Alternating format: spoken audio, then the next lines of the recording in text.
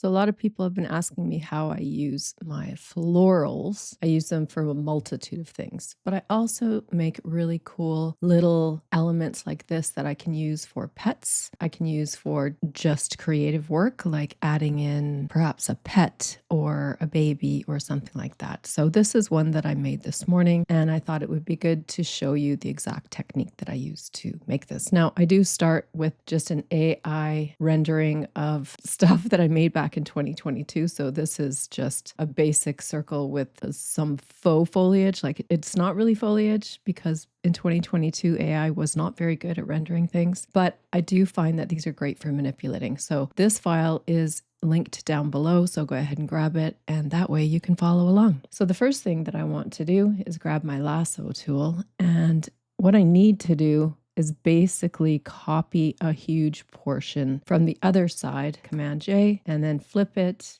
and then just move it over to the other side. So now when you do this, it's fairly simple, but what I like to do is just reduce my opacity a bit, add a mask, and then I come in and I just brush off this part. So the harder edges, like so. You don't always see it very well, especially when your opacity is reduced. So I'll just bring it back and see. So for instance, over here, just make sure you paint away the bits and bobs that you perhaps do not want to be included. Now it's up to you how you want to do it, but something like that is fine. And in here, you can't really see too easily the harder edges, so you don't have to get too worried about that. And basically, it's because you're going to add the florals over top. Now, I do also use some other PNGs, like some weeds and what have you. Those ones I don't actually have up for sale, but my flowering weeds would actually work just as well. So that's before and that's after. You can just grab your clone tool and come in and kind of paint over this area in case you don't want maybe these empty spaces like this one here. So whatever you want to do, obviously, you can just do it. Another option would be to come in here and just make another one, place it on the top. You're going to flip it and pull it over there. And the same thing, just add a mask. And this is essentially how I clean up these not perfect little wreaths that I add to these guys. I'm just going to move this one over a bit, down a bit, just trying to match that side. So right about here.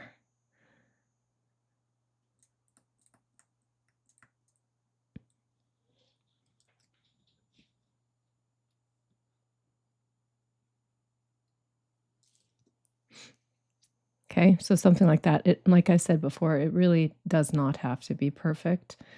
Okay, that's good enough. Like I said, it doesn't have to be perfect. I'm just going to go ahead and flatten this. And then the next thing that I do is I put a blank layer, and then I come into my 2025 brush set, and I come down to my art clouds, and I choose this one. And all I'm going to do is sample this darker yellow up here. And I'm just going to come in and kind of paint around the inner circle. And all this is doing is just giving the illusion of light coming through the middle, like so. And then just reduce it a little bit, something like that, okay? And that's all I'm going to do for the time being. And then I'm going to come over to all of these plants and stuff that I pulled. So these are all from my floral set. So I'm just going to grab one and I'll show you how I do it.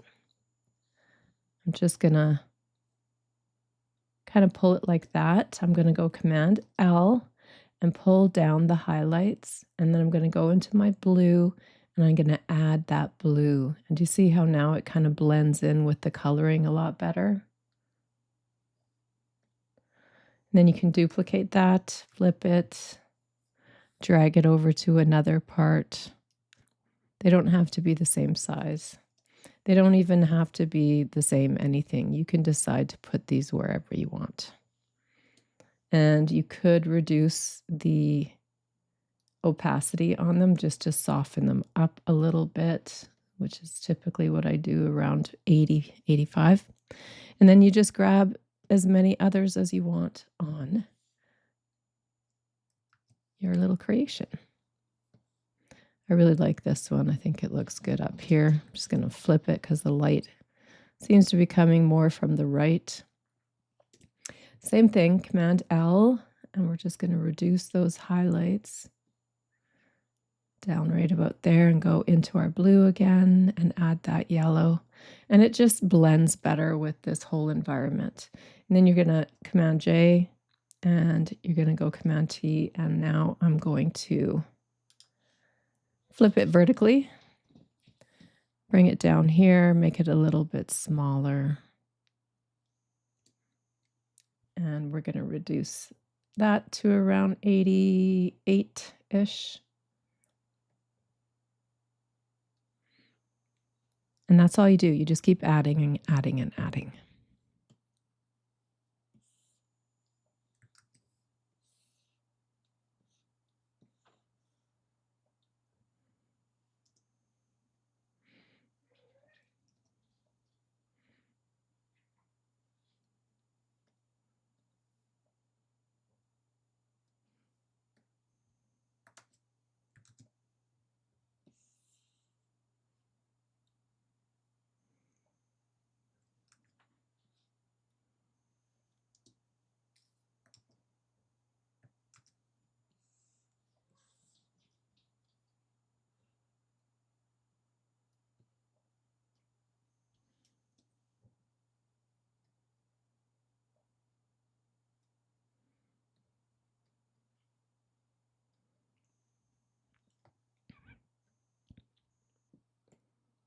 And then this one needs actually quite a bit of adjusting to get it to kind of match exactly what we want. I'm just going to flip that. I'm going to grab my eraser tool and just erase this because it's too dark. Command L. We're just going to reduce and add that blue back. And now you can see that that actually fits and suits it so much better. And reduce a little bit. We're going to Command J, transform, flip it vertically, make it smaller. Command J.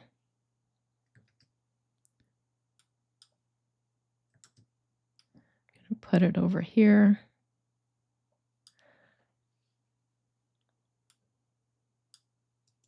I'm just going to drag it under because I don't want it over top of this guy here. And I'm going to do one more, Command J, flip it vertical. I'm just going to bring it up here. Make it a little bit smaller, like so. Okay, and this is me not adding in any of the ivy or the weeds or anything, just in case you don't have them. But what I do want to do is find that first one that I did. So I'm on my grab tool. I'm going to hold my control button down and I'm going to grab one of these and it tells me where it is. Then I can just duplicate that and drag it down here and just make it fit a little bit better. And this one as well, I'm going to drag it all the way to the bottom because I'd like it to kind of be underneath those guys. Okay, you can even make it a little smaller. But the reason why I sell all of these tools is because if you use your imagination, there's so much you can create with all of these tools. And as always, I just try to share with you all of the little things that I do because I feel like it just makes it easier on all of you to maybe find something that is fun to do and helps you get creative and in that creative zone. So once I have all of these layers like this, all of these set up, I'll just go ahead and merge them all because I don't really care. And then I'm going to put a blank layer. I'm going to go back to my cloud brush here. I'm going to go into my color picker and I'm going to choose a much lighter color now. And I'm just going to add some misty, cloudy mist coming from the center. And I usually will do a new layer every time I add back a little bit of this light.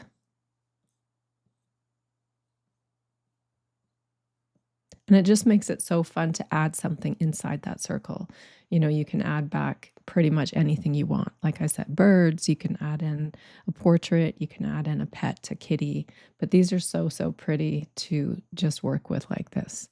So go ahead and flatten. And now I'm going to duplicate that, edit, define pattern, just click OK. Now we're going to go to our pattern stamp tool. And we're going to choose the latest pattern that you just created. And I'm just going to use from my paintbrush no tool set, my Floral no texture brush. And basically all I do is I come in here and I'm just going to do this because what this does is it's just going to paint these flowers without really painting them. It's going to make them look very painterly. It also softens everything and makes it look so magical and beautiful. Okay. And that essentially is all I do. That's it. I do this and then I end up with this. Okay. So I hope this helps. If you're interested in a full tutorial, just comment down below and I will show you a full tutorial adding in a pet or a portrait or something like that. Okay. Have a great day.